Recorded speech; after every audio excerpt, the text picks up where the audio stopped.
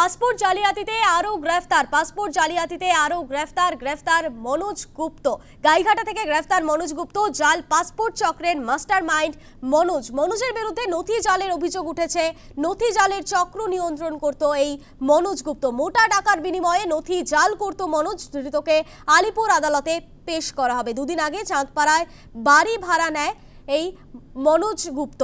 অন্যদিকে বেহালার শখের বাজারে ট্রাভেল এজেন্সির আড়ালে পাসপোর্ট জালিয়াতির কাজ করত মনোজের এজেন্সিতে কাজ করত দীপঙ্কর দাস। পাসপোর্ট জালিয়াতিতে আগেই গ্রেফতার করা হয়েছে এই দীপঙ্কর দাসকে। চাঁদপাড়া থেকে এবার গ্রেফতার মনোজ গুপ্ত। মনোজকে গ্রেফতার করলো লালবাজার।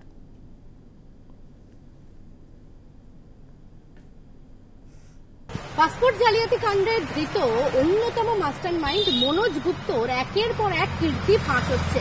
একদিকে যেমন বেহালার শিলিপাড়ায় তার বাড়ি রয়েছে, তার পাশাপাশি দেখা যাচ্ছে বেহালার শখের বাজারে একটি ট্রাভেল এজেন্সির অফিস রয়েছে এবং সেই অফিসের আড়ালেই রীতিমতো চলত জাল পাসপোর্টের কারবার। বেহালার মতিলাল গুপ্ত রোড অর্থাৎ শখের বাজার এলাকার এই যে অফিস বা যে দোকান দেখতে পাওয়া যাচ্ছে, এখানেই ট্রাভেল এজেন্সির অফিসের আড়ালে রীতিমতো জাল নথিকে হাতিয়ার করে জাল পাসপোর্ট তৈরি করা হতো। এবং আরও যেটা পুলিশ সূত্র মারফত জানা যাচ্ছে যে এই পাসপোর্ট জালিয়াতিতে ধৃত দীপঙ্কর দাস এই ট্রাভেল এজেন্সির অফিসেই কাজ করত। অর্থাৎ এই যে পাসপোর্ট জালিয়াতি চক্রের একের পর এক যে অভিযুক্তকে গ্রেফতার করা হচ্ছে তারা প্রত্যেকেই একে অপরের সঙ্গে জড়িত।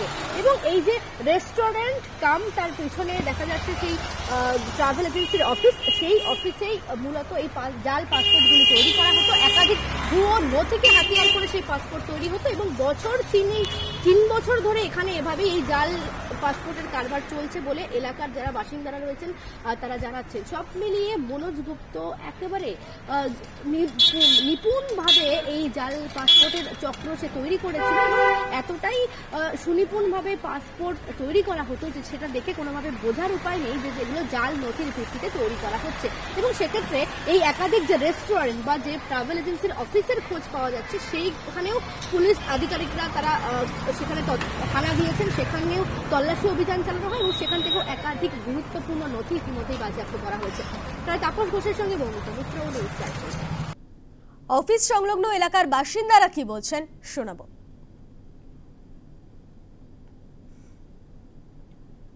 কিসের অফিসটা বলতে পারবো না।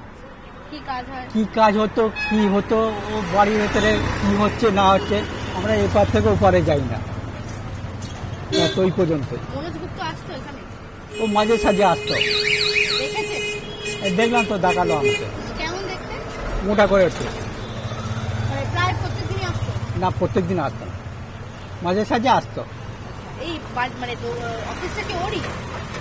অফিস বলতে দোকানটা ওর দোকানটা জানি মনোজ গুপ্ত নামে, ওটাই জানি।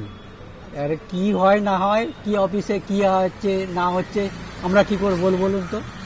আপনার কি মনে আছে আমি কি করে বলবো বলুন? ওর বউ আসতো এই অফিসে না, এ আসছে সে আসছে, কে কোনটা কি করে বলবো বলুন? কোনটা এজেন্ট কোনটা আমরা কি করে বলবো? লাস্ট কবে দেখেছেন মনোজকে এখানে? দিন 15 আগে। তার মধ্যে আর আসেনি? না। এমনি তো কোনো আশেপাশে কারোর সাথে কথা বলতো না?